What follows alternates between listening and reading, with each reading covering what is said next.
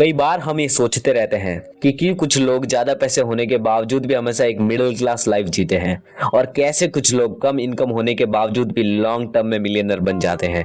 आप चाहे माने या ना माने, इस समय आप पैसे को लेकर जो डिसीजन ले रहे हैं वो कुछ सालों बाद आपके फाइनेंशियल स्टेटस पर असर डालेंगे। इसलिए दोस्तों, क्यों ना आज ही the psychology of money book के जरिए धन संपत्ति के मनोविज्ञान को समझा जाए। ये किताब पर्सनल फाइनेंस को इंसान के बिहेवियर से परखती है और ये कई विषयों पर एक फ्रेश नजरिया है। बहुत सी पर्सनल फाइनेंस की किताबें फोकस करती हैं ऐसी चीजों पर जैसे कि स्टॉक मार्केट कैसे काम करता है, कैसे स्टॉक सेलेक्ट किए जाते हैं या कैसे पोर्टफोलियो बनाया जाता है। लेकिन इससे अलग मॉर्गन हाउसेल, जो कि इस बुक के ऑथर हैं, वो लोगों और पैसों के बीच के रिलेशन पर फोकस करते हैं। अभी भी रुके हो इस वीडियो में, इसका मतलब कुछ सीखने आए हो, तो ठीक है, टाइम वेस्ट नहीं करता हूँ, एक कहानी सुना देता हूँ। रोनाल्ड रीड एक दरबान था। वो एक छोटे से गांव में पैदा हुआ और वही पला बड़ा। वो अपने परिवार का पहला ऐसा इंसान था जिसने हाई स्कूल तक पढ़ाई की हो, और उससे भी मजेदार बात यह थी कि वो रोज स्कूल जाने के लिए लोगों से लिफ्ट लेता था। रोनाल्ड एक नॉर्मल जिंदगी जी रहा था। 25 साल तक उसने एक गैस स्टेशन पर गाड़ियां रिपेयर करने का काम किया। उसके बाद 38 साल की उम्र में उसने 2 बेडरूम का घर खरीद लिया। उसने वो घर $12,000 में खरीदा था और अपनी पूरी जिंदगी उसी घर में गुजार दी। रोनाल्ड की शादी भी हुई लेकिन कोई बच्चा नहीं हुआ।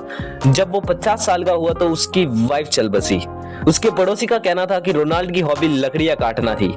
जिस दिन रोनाल्ड ने हेडलाइन बनाई वो दिन था उसकी मौत का। ये बात थी साल 2014 की, जब वो 92 साल का हो चुका था और उसके पास $8 मिलियन थे।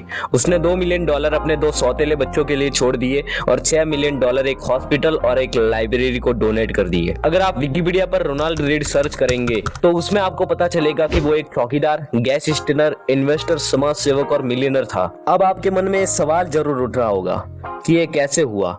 एक साधारण इंसान जिसने 30 साल की उम्र तक सिर्फ गाड़ियां रिपेयर करने का काम किया था, उसके पास अचानक से $8 मिलियन कहां से आ गए? तो मैं बता दूं कि ये लॉन्ग इन्वेस्टमेंट है। रोनाल्ड सिर्फ अपना पैसा बचाकर ब्लू चिप स्टॉक्स और म्यूचुअल फंड में निवेश करता था। बस इतनी सी बात थी। वो एक एक पैसे को सेव करके उसे स्टॉक्स और म्यूचुअल फंड में इन्वेस्ट करता था। यहाँ तक कि उसने कभी इंटरेस्ट भी नहीं निकाला था। उसने अपनी सेविंग को सालों तक कंपाउंड किया और उसकी मौत तक उसके पास $8 मिलियन की रकम जमा हुई।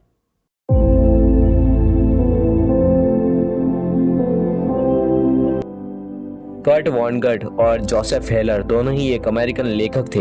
एक बार वो दोनों किसी बड़ी पार्टी में गए हुए थे। वहाँ कर्ट ने जोसेफ को कहा कि इस पार्टी का जो होस्ट है वो एक फंड मैनेजर है और वो एक दिन में इतने पैसे कमाता है जितना तू अपनी सुप्रसिद्ध नॉवल से भी कभी नहीं कमा पाएगा। ये सुनकर जोसेफ ने कहा, हाँ ये सही है, लेकिन मेरे पास कुछ ऐसा है जो उसके पास कभी नहीं होगा, और वो है इनफ, यानी बहुत। इंसानी दिमाग की ये फितरत होती है कि वो हमेशा ज्यादा की तलाश में रहता है, और चाहे हमारे पास जितना भी क्यों ना हो, लेकिन फिर भी हम दूसरों को देखकर उनसे खुद को कंपेयर करते हैं और हमेशा ऐसी चीजें चाहते हैं जो दूसरों के पास है। इनफ का मतलब यहाँ पर ये नहीं है कि आप बहुत कम में खुश हो जाए और अपनी लाइफ को मुश्किलों में डाल दे, बल्कि इनफ का मतलब ये है कि आपको एक क्लियरिटी होनी चाहिए कि कितना पैसा आपके लिए इनफ है, यानी बहुत है।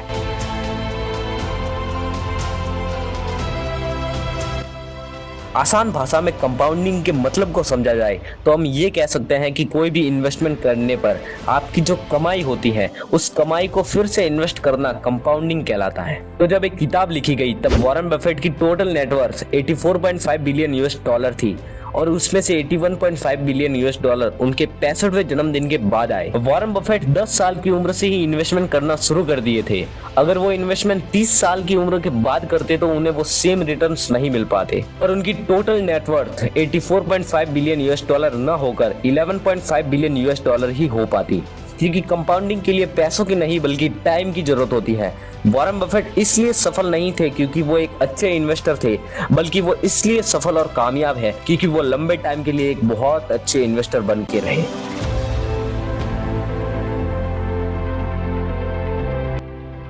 लॉन्ग टर्म इन्वेस्टमेंट का आपके रिटर्न्स पर बहुत फर्क पड़ता है, लेकिन ये जानना बिल्कुल भी इम्पॉसिबल है कि कौन सा इन्वेस्टमेंट लंबे समय के लिए अच्छा रिटर्न्स देगा और कौन सा नहीं। कोई भी निवेश करने वाला इंसान सही डिसीजन नहीं ले सकता, और एक अच्छा इन्वेस्टर बनने के लिए आपको सिर्फ 10 में से 6 बार ही सही होने की जरूरत है, यानी सफलता भी असफलता का ही एक हिस्सा है।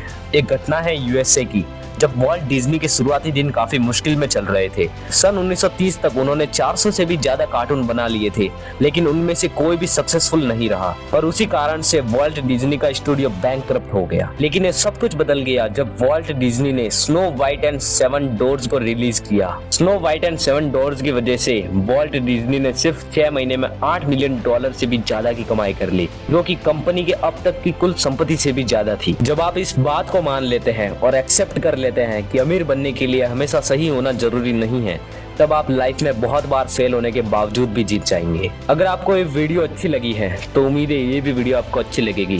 Thank you so much. जय श्री राम।